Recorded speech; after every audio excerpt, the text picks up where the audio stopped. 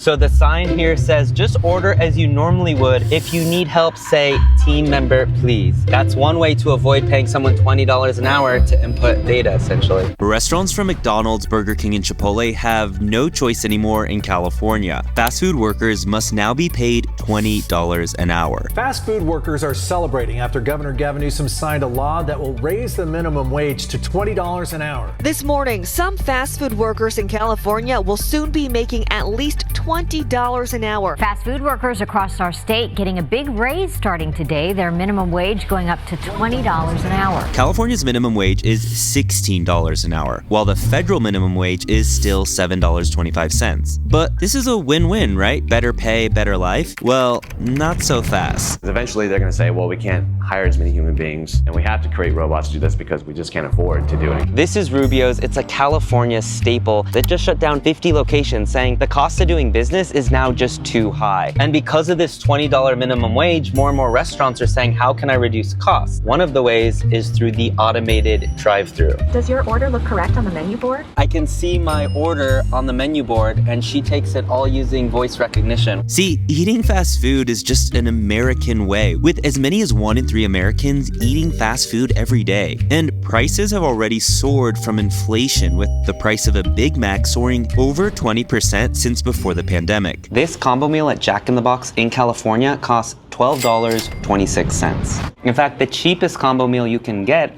at this Jack in the Box would be $9.41. This new law makes prices even higher. But what happens when many of these restaurant chains are actually owned by franchise owners? They're the ones that are going to have to pay a lot for salaries. And how is that going to impact restaurants and prices here in California? Hi, can I please have 1 waffle fries? Is that all? Yes. Welcome to the future. More restaurants are adding voice assistant drive-thrus. Yes, technology was heading this way, but since employees must earn $20 an hour, this is likely to accelerate. Basically, the law says that if you work at a fast food place with 60 or more locations across the country, you must pay your staff $20 an hour. This includes people who make your food, take your order, or clean up. But its impact on prices or even closures of restaurants is yet to be fully seen. Here at this In-N-Out Burger in Irvine, California, you can get all this: a cheeseburger, a burger with a lettuce wrap, and a fries for just $13.74. And in my opinion, that's actually pretty darn good when you compare the quality of the meat here plus what you would get at like Burger King or McDonald's. Nearly 1 in 4 working Americans currently make less than $17 an hour. $20 is almost 3 times higher than the federal minimum wage of $7.25 an hour. But there are 4 reasons California is doing this. Many fast food workers struggle to make ends meet. By raising the minimum wage, the state aims to help these workers earn a living wage and improve their quality of life. Second, studies have shown that raising minimum wages can help lift people out of poverty, and California wants to address the issue of income inequality. Third is an economic boost. See, some people argue that when workers have more money to spend, it can stimulate the economy. And fourth is labor rights. This law is seen as a step towards improving working conditions and giving fast food workers more power to negotiate for better benefits. The government looks good because they're pushing a high minimum wage, and corporations look good because they're accepting it, but it kind of gives an excuse for automation. Workers love this. Customers probably are not loving it since it's only another reason to see the price of their food increase. And businesses, well, hate it. And many are saying it's becoming extremely difficult to run a business without raising prices when you need to pay your employees that much. Remember, a place like McDonald's has stores that are owned by the corporation itself, but it also has franchise owners that are sort of like mom and pops, and they're complaining the loudest, with one saying that this $20 minimum wage feels like a target on their backs. But they do have the support of one big group that is fighting against the $20 minimum wage for fast food workers in California. It's called the International Franchise Association. This group represents a lot of big fast food chains like McDonald's and Burger King. In-N-Out Burger contributed over $12 million to that group. They argue that the wage hike hurts small businesses, leads to job losses, and increases prices for you and I. They also claim that it would create a 2-tiered system for workers. But despite their opposition, a compromise was sort of reached. See, the minimum wage for fast food workers workers was set at $20 per hour, but it was initially proposed to be $22. This was a concession made by labor unions, and in exchange, it would prevent local governments from imposing even higher minimum wages. And the new agreement includes provisions to protect franchisees from increased liability and limit the power of the Fast Food Council. While this outcome represents a partial victory for the IFA, it also signifies a huge increase in wages for fast food workers in California. This had the potential to become like the next Chipotle, and now it can't grow across the country. It can't grow anymore because it's just too expensive to pay employees. One of the fastest ways to cut costs is, well, eliminating human workers. For me, the system was fine, but when you look at the Google reviews,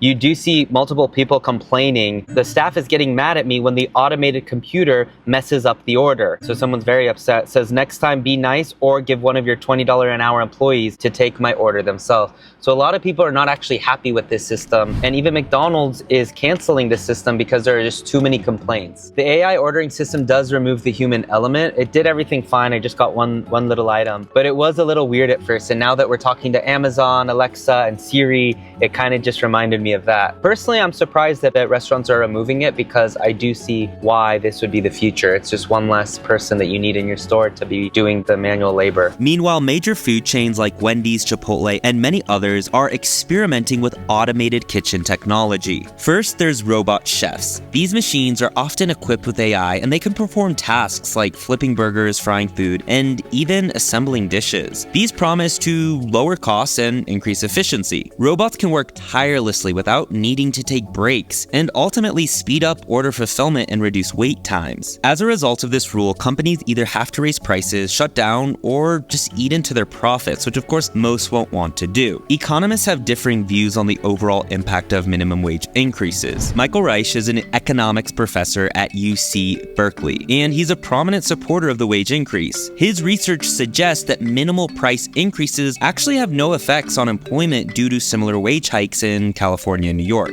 But then there's David Newmark, who's an economics professor at UCI, and he offers a more nuanced perspective. While acknowledging benefits for some workers, he also warns of potential losses and challenges for small businesses. It's probably going to take a few years to actually see the impact of this wage hike. But how could automation and robotics impact all of this? Darren Acemoglu is an economist at MIT who thinks that even though this will reduce jobs in the short term, it will create new jobs and industries in the long term. Labor unions have of course been strong supporters of the wage hike. They see this as steps toward improving working conditions for low-wage workers and overall reducing income inequality. And unions have played a significant role in organizing workers and advocating for their rights. And public opinion on the wage hike is divided. See, some people support it as a way to improve the lives of low-wage workers, while others oppose it because of concerns about its impact on businesses and the economy. California's fast food wage hike has sparked discussions and debates about similar legislation in other states. Some states are considering similar measures, while others wait and closely watch the impact of this California law.